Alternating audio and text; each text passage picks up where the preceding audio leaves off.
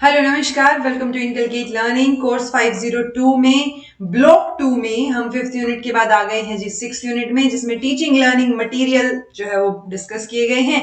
Teaching learning material को TLMS भी लिख देते हैं, मटेरियल्स। और ये जो है इससे रिलेटेड मैंने 2-3 वीडियोस ऑलरेडी कभी KVS के लिए या कभी HPSC PGT के लिए बना भी रखी थी, उनको भी मैं ऐड कर दूंगी। एक बार थोड़ी सी रीडिंग ले लीजिएगा, मतलब रीडिंग इन द सेंस सुन लीजिएगा उनको, ठीक है। और आज जो है वो स्पेसिफिकली जो NIOS के मटेरियल में चीजें दी गई हैं उसी से स्टिक करके रहेंगे obviously. And this is presented by me Raveena. अगर वीडियोस इंफॉर्मेटिव लगे तो इनकलकेट लर्निंग को आप लाइक शेयर सब्सक्राइब जो है कर सकते हैं। देखिए, टीचिंग लर्निंग मटेरियल यानी पढ़ाने और सीखने के लिए, मतलब लर्निंग मतलब सीखना और टीचिंग मतलब पढ़ाना, तो पढ़ाने सीखने के लिए जो जो मटेरियल की जरूरत होती है वो टीचिंग लर्निंग मटेरियल होता है। सिंपल सी बात है, ठीक है। जैसे ब्लैक बोर्ड है, वो भी एक तरीके से टीचिंग लर्निंग मटेरियल है, टीचिंग लर्निंग एड बोल देते हैं। टेक्स्ट बुक्स हैं, वो भी पढ़ते हैं हम। या मान लो एक्टिविटी के लिए कोई इंस्ट्रूमेंट है या कोई और पर्टिकुलर चीज हमारे पास है, मॉडल है, चार्ट है, तो वो सारे के सारे टीचिंग लर्निंग मटेरियल में आ जाएंगे। अब जब हम कैटेगराइज करते हैं इसको, तो कई कैटेगरीज में डिवाइड कर सकते हैं। एक तो ये कि रियल ऑब्जेक्ट या जिनको हम एक्सपीरियंसेस बोल देते हैं, या फिर आपने प्रिपेयर किया है। बेसिकली रियल ऑब्जेक्ट मतलब डायरेक्ट एक्सपीरियंस आपका उन चीजों से। और दूसरा जो आपने मतलब जैसे मान लो एक फूल है और मुझे फूल के बारे में बच्चे को पढ़ाना है, तो मैं क्या करूं, एक तो मेरे पास ऑप्शन है कि मैं चार्ट ले आऊं उसका, और एक ऑप्शन है कि चलो स्कूल में ये वाला फ्लावर लगा हुआ है तो मैं इसमें सारी की सारी जो एक्सपेरिमेंटल पर्पस है, वैसे फूल नहीं तोड़ना चाहिए बट एक्सपेरिमेंटल पर्पस से ओरिजिनल फ्लावर ले आऊं, ठीक है। तो जो ओरिजिनल फ्लावर है वो रियल ऑब्जेक्ट है, ठीक है, उससे रियल एक्सपीरियंस मिलेगा बच्चों को। और जो मटेरियल प्रिपेयर किया गया है, डेवलप किया गया है, जैसे चार्ट है, हमने बनाया है उसको या किसी बच्चे ने बनाया है, सो वो प्रिपेयर किया हुआ मटेरियल जो है वो ये एग्जांपल हो गया, ओके।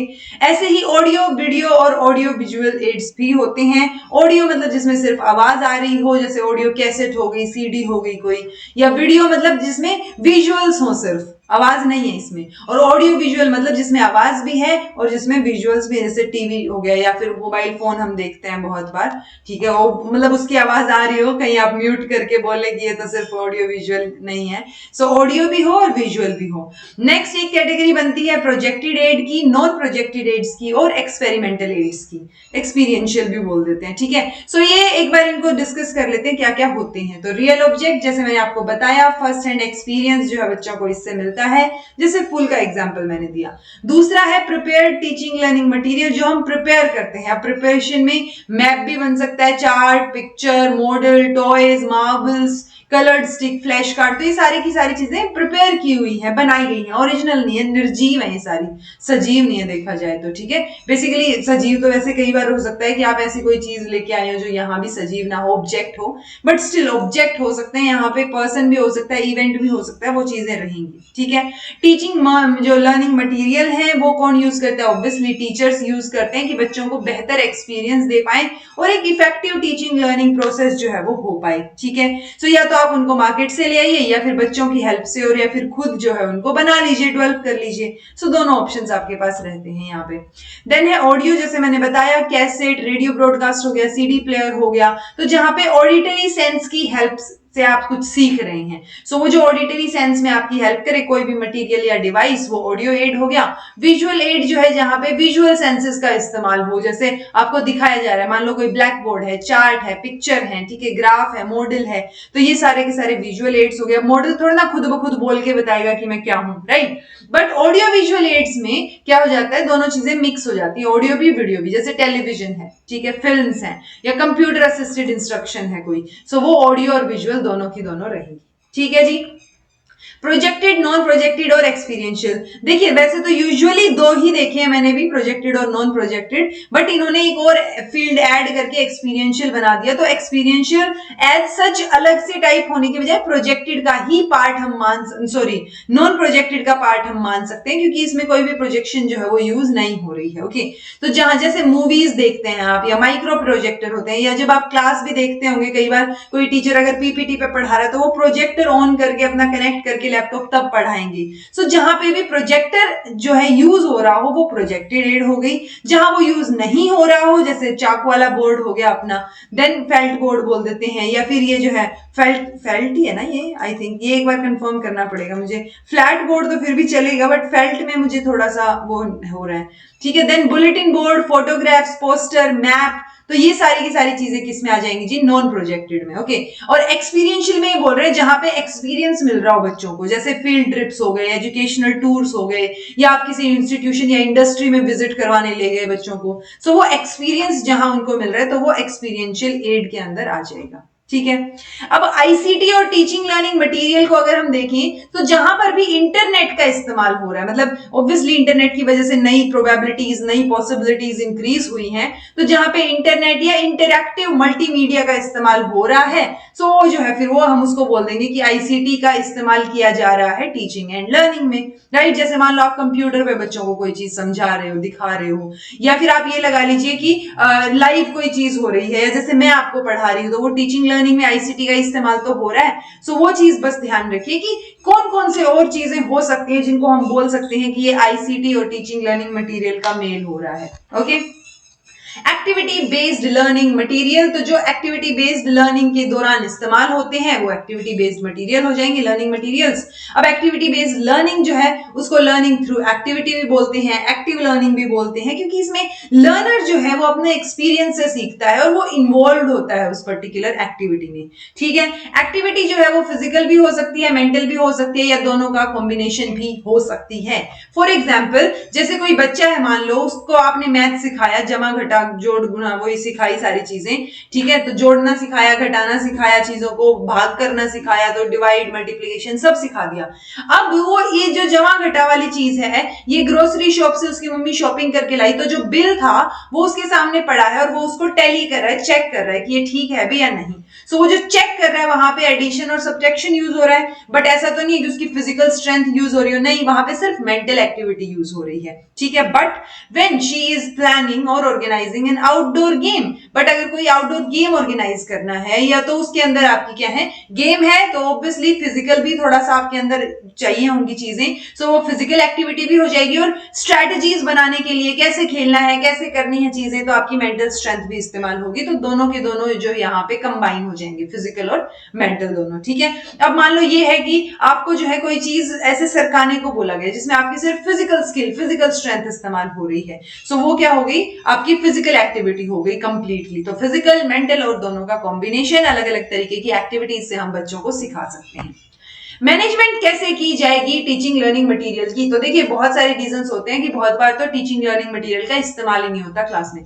क्यों नहीं होता, बहुत सारे रीजंस हैं, जैसे कोई टीचिंग लर्निंग मटेरियल है ही नहीं, अब है नहीं तो यूज कैसे करेंगे, या इनएडिक्वेट नंबर है, मतलब चाहिए है ज्यादा, एक आधा है तो हम बच्चों को सबको बांट के समझा भी नहीं सकते, वो भी एक रीजन हो सकता है।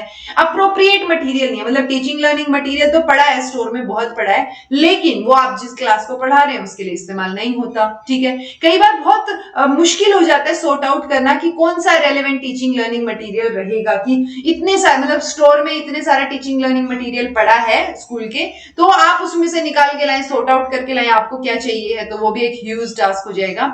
देन बहुत सारे टीचर्स तो ऐसे भी सोचते हैं कि मतलब क्या ही टीचिंग लर्निंग मटेरियल, ना ज्यादा टाइम लगेगा, धीरे धीरे काम का जो है सिलेबस कवर होगा, तो बहुत सारे इश्यूज, तो टीचर्स छोड़ देंगे, चलो ऐसे ही पढ़ा देते हैं, ओके। सो ये रीजंस हो सकते हैं, बट अगर हम यूज करते हैं तो मैनेजमेंट की बात करनी पड़ेगी कि आप कैसे मैनेज करेंगे। अब मैनेजमेंट में सबसे पहले तो आपको कलेक्ट करना पड़ेगा चीजों को, जैसे स्टोर में तो रख दिया हमने, बट उससे पहले का स्टेप क्या है, कलेक्ट करना, टीचिंग लर्निंग मटेरियल को प्रिपेयर करना, और चाहे वो आप खुद बनाएं, बच्चों से बनवाएं, आप खरीद के लाएं, कलेक्ट करें, जो भी चीजें हो, सो कलेक्ट करेंगे, प्रिपेयर करेंगे, और उसके बाद उनको स्टोर में रख देंगे संभाल के। ऐसे ही टीचिंग लर्निंग मटेरियल का एक कॉर्नर भी हो सकता है, और उसका क्या इस्तेमाल होगा, ऑब्वियसली टीचिंग लर्निंग मटेरियल मतलब क्लास में एक पर्टिकुलर जगह बना दिया आपने कि यहाँ पे टीचिंग लर्निंग मटेरियल है। जैसे कई बार आपने देखा होगा कि बायो की क्लास में जो है साइड में किसी ड्रॉअर में आपके माइक्रोस्कोप या कुछ चीजें रखी होती थी, ठीक है, तो वो टीचिंग लर्निंग मटेरियल का कॉर्नर हो गया, ताकि कन्वीनियंटली सब लोग वहीं से निकाल के उसको यूज कर लें। सो टीचर जो है, बच्चे दोनों के लिए वो चीज हेल्पफुल हो गई, और वो सिस्टमेटिकली जो है वो काम भी हो गया, तो वो टीचिंग लर्निंग मटेरियल का कॉर्नर हो जाएगा। अब कई बार हम टेक्स्ट बुक को भी टीचिंग लर्निंग मटेरियल की तरह यूज कर सकते हैं। मतलब हम हमेशा यही बोलते हैं ना कि टेक्स्ट बुक से क्या मतलब, टेक्स्ट बुक की क्वालिटी डाउन होती जा रही है वगैरह वगैरह। सो उन चीजों के अलावा भी बहुत सारे एस्पेक्ट्स हैं, तभी तो हमारी टेक्स्ट बुक्स चल रही हैं अब तक स्कूल में। ठीक है, तो टेक्स्ट बुक को भी एक अच्छे तरीके से बेस्ट सोर्स की तरह इस्तेमाल किया जा सकता है। कैसे किया जा सकता है? जैसे एनसीएफ 2005 में भी ये रिकमेंडेशन दी गई थी कि सिस्टमैटिकली आपको चीजें करनी है। मतलब आपको ऐसी टेक्स्ट बुक बनानी है जो कि अब डेवलप की भी जा चुकी है बहुत बहुत टाइम पे। ठीक है, तो क्या क्या जो है की गई है कि सिस्टमैटिकली उनको बनाया गया है कि टीचर की एक्टिविटी अलग दे रखी है, लर्नर की एक्टिविटी दे रखी है, आउट ऑफ द क्लासरूम आप कौन कौन सी एक्टिविटीज दे सकते हैं, तो वो लास्ट में प्रैक्टिस के लिए और एक्टिविटीज बहुत सारी मेंशन होती हैं। तो वो रिकमेंडेशन 2005 में थी और वो अभी भी होती है बहुत सारी बुक्स में, आप अगर देखेंगे तो। ठीक है, concepts related to the topic वो एक कॉम्प्रिहेंसिव वे में ऑर्गेनाइज्ड होते हैं। सो हम हमारे किस तरीके से ऑर्गेनाइज्ड वे में हम सिलेबस कवर करवा सकते हैं, तो वो एक सफिशिएंट आइडिया हमें वहां से मिल जाता है। कॉन्सेप्ट्स जो है वो कई बार मान लो आपको सॉन्ग दे दिया, कोई पजल दे दिया, लास्ट में पिक्चर दे दी, उसके तरीके से भी आपको दिए होते हैं। अब टीचर का काम बनता है कि उनको इस्तेमाल करके बच्चों को एक इंटरेस्ट बनाए उनमें और इंटरेस्टिंग तरीके से डिस्कशन हो सके। ठीक है, देन एक कॉन्सेप्ट को स्ट्रेंथन करने के लिए भी बहुत सारी प्रैक्टिस एक्टिविटीज उसके अंदर दी होती है। अगर आप देखेंगे तो लास्ट में जो प्रैक्टिस एक्टिविटीज दी होती है ना, कि मान लो कोई पॉलिटिकल साइंस की बुक है आपकी, एनसीईआरटी की पोल साइंस की, और उसके अंदर आपको मेंशन कर रखा है कि लास्ट में कि अपनी जो है कॉन्स्टिट्यूएंसी में जाइए, अपने आसपास जाइए और देखिए कितने लोग जो है वो वोट डालते हैं, कितने नहीं डालते हैं।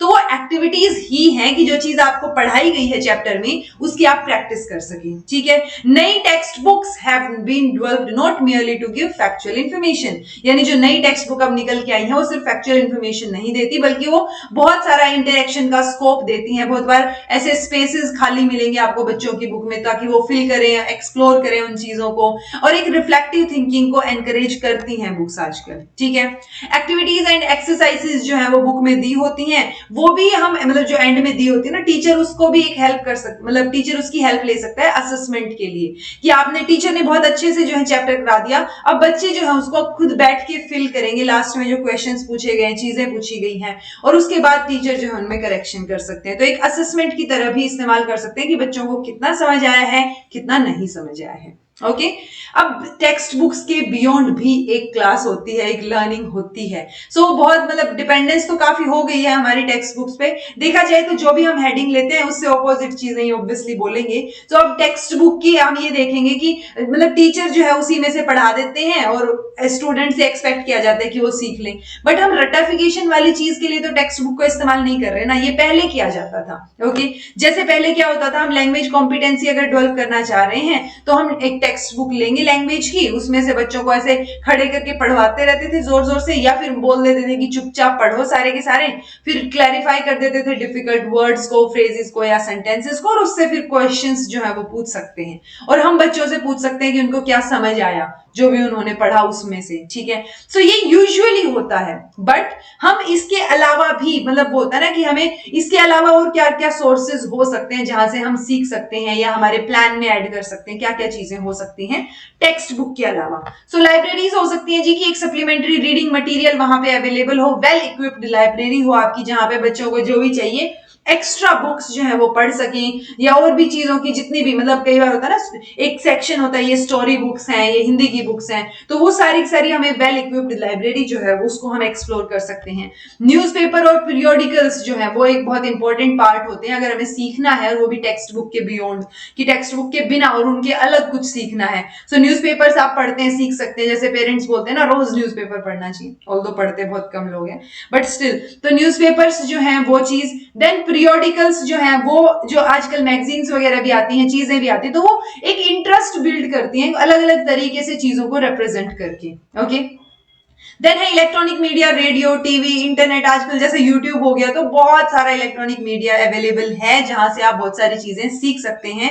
सो आपको ऐसे प्लान करना चाहिए बीइंग अ टीचर कि आप कहाँ किस तरीके से किन चीजों का इस्तेमाल कर सकते हैं। जैसे मान लो आप टीचर हैं और आपको ये पता है कि रेडियो पे कोई प्रोग्राम चलता है और वो आपकी क्लास के बच्चों के लिए हेल्पफुल रहेगा, सो आप वो सुना सकते हैं, या उनको अगर मतलब स्कूल टाइमिंग में नहीं है तो वो सुनने के लिए बोल सकते हैं, जैसे मन की बात सबको सुनाई जाती थी ना पकड़ पकड़ के। सो वही वाली वाली सिचुएशन है कि फिर आप कोई और भी अच्छा प्रोग्राम जो है अगर रेडियो पे चल रहा है, सो बीइंग अ टीचर आप उसको इंक्लूड कर सकते हैं। Okay, activities in and out of school, so activities तो हम हमेशा ही सपोर्ट करते हैं, वो चाहे स्कूल में हो या स्कूल के बाहर हो, बहुत सारी एक्टिविटीज करवा सकते हैं। जैसे बच्चों को सफाई का महत्व सिखाने के लिए हम क्लीन टॉयलेट्स जो है उसकी वो करवा सकते हैं, टॉयलेट हैबिट्स सिखा सकते हैं। या मान लो हम स्कूल गार्डन में गए, वहां पे बच्चों को हमने बोला कि सारा कचरा उठाओ जैसे बोलते हैं, तो वो साफ सफाई का महत्व जो है वो बच्चों को हम सिखा सकते हैं। ओके, लोकल इंस्टीट्यूशंस जो है उनको हम विजिट करवा सकते हैं, जैसे पोस्ट ऑफिस हो गया, बैंक हो गया, पुलिस स्टेशन हो गया, और वहां पे बच्चों को हम जाएं, सिखाएं कैसे होती हैं चीजें, उनको एक डायरेक्ट एक्सपीरियंस मिले।